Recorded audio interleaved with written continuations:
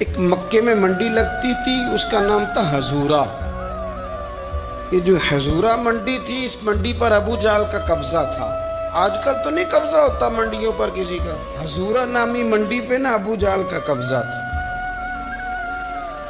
ऊंट बड़े खूबसूरत थे, शानदार थे। उसने कहा मैंने बोली देनी। अबू जाल ने ऐलान किया खबरदार कोई बोली ना दे।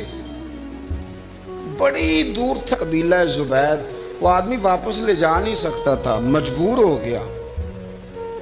अबू जाल कहने लगा चौथा हिस्सा कीमत दूंगा और ऊँट तुम्हें दे के जाने पड़ेंगे, यानी अगर लाख के हैं तो 25,000 के दो। बंदा बड़ा परेशान हुआ, चौधरियों से बात की तो कहने लगे बदमाश बड़ा है, हम शरीफ लोग हैं। शरीफ और बुज़दिल में, बुज़दिली को शराफत का नाम ना दो, पक्की बात कर रहा हूँ। शरीफ और बुज़दिल में, शरीफ जरूर बनो पर बुज़दिल ना बनो। जी हम जी शरीफ लोग हैं जी, वो क्या मतलब। कोई पास ना आया, वो बेचारा ना कोने में बैठ के रोने लग गया। कहने लगा मैं किधर जाऊं यारो, मैं वापस भी नहीं ले जा सकता और चौथे हिस्से में दे कैसे जाऊं, इतना नुकसान। वो रो रहा था तो कहीं हजरत ज़ैद बिन अरकम ने सुन लिया। आप फरमाने लगे क्यों रोता है? कहने लगा यार मैंने तो अहले अरब की तारीफ सुनी थी, मेरे साथ खड़ा ही कोई नहीं होता। तो आप फरमाने लगे तूने अरबी देखा ही कब है? अगर कायनात का हसीनो जमील अरबी देखना है तो जा हरम मक्का में बैठा है, गरीबों के मावा रसूल रहमत, एक सादी सी चादर ओढ़े हुजूर बैठे थे। वो जुबैदी कहते मैं आया, नबी करीम को बात सुनाई। हुजूर फरमाने लगे ऐनल जामलू का, ओ किधर है तेरे ऊँट? अर्ज की हुजूर वो वहां है। फरमाया चल ना। हुजूर कोई बोली नहीं लगा रहा, कोई खरीद ही नहीं। अबू जाल घुंडा पड़ा, उसके डर से सहम गए। हुजूर फरमाने लगे चल ना, मैं बोली लगाता हूँ। और देखो निर्ख बाजारे मोहब्बत का अनोखा हो गया, खुद खरीदारों में शामिल आके मौला हो गया। नबी करीम ने हजरत साद बिन अबी वकास को बुलाया, हजरत उमर को, हजरत अबू बकर को, मदद के लिए नहीं। हुजूर फरमाने लगे मेरी जेब में पैसे थोड़े हैं, ज़ाहिरी तौर पे थोड़े हैं, वरना तो कायनात के खजानों की कुंजियां हुजूर के पास। थोड़े थोड़े पैसे दो, भी बोली देनी है।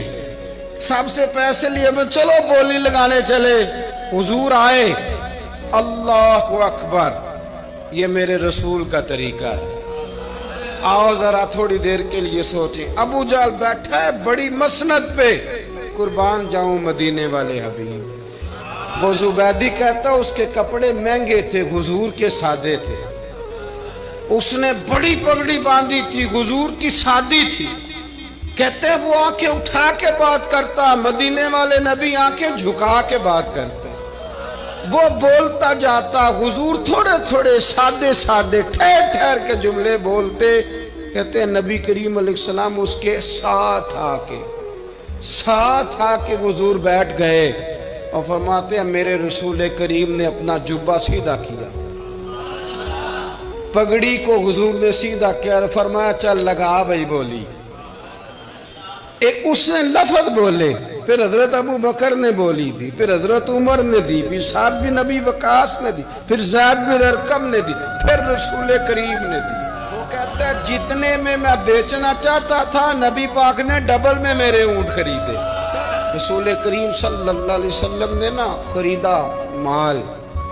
और हुजूर सैयद आलम वहाँ से निकले और निकलते वक्त हुजूर फरमाने लगे अबू जाल तेरी आज शिकायत आई है, आज के बाद ना आए। मक्का सारा उसके साथ है, हुजूर की मुखालफत हो रही है, 40 लोग हैं सिर्फ कलमा पढ़ते। फरमाया आज के बाद तेरी शिकायत ना आए। कहने लगा जी बिल्कुल नहीं आएगी, मैं आपको मौका नहीं दूंगा। हुजूर चले गए तो पीछे सारे काफिर उसके गिर्द इकट्ठे हो गए। कहने लगे हम पे तो बड़ा रोब डालता है, अब तुझे क्या हुआ? पानी पानी हो गया, तू क्या कौन सा सांप सूंघ गया? बोला ही नहीं। कहने लगा मुझे लातो मनात की कसम, जब मुस्तफ़ा करीम मेरे पास आए तो उनके साथ ऐसी ऐसी ताकतें थी, नेज़े थे, बर्छियां थी, भाले थे। मुझे लगता था मैंने सी की तो मेरे टुकड़े टुकड़े कर दे। कहने लगे जा पागल हो गया, उनके पास तो छड़ी भी कोई नहीं थी, वो तो खाली हाथ है, बकवास करता है, कुछ भी नहीं था। कहने लगा मानो ना मानो, उनके पास बड़ा कुछ था। और अगली बात जो उसने की वो तारीख में महफूज है, वो तारीख में महफूज है, वो तारीख में महफूज है, वो तारीख का हिस्सा है। अबू जहल कहने लगा उठते ही कि मुझे लगता है जब तक मोहम्मद इब्ने अब्दुल्ला मौजूद है ये हमें जुल्म नहीं करने देंगे, ये हमें कोई ज्यादती करने। तारीख में महफूज है जुमला अबू जहल का।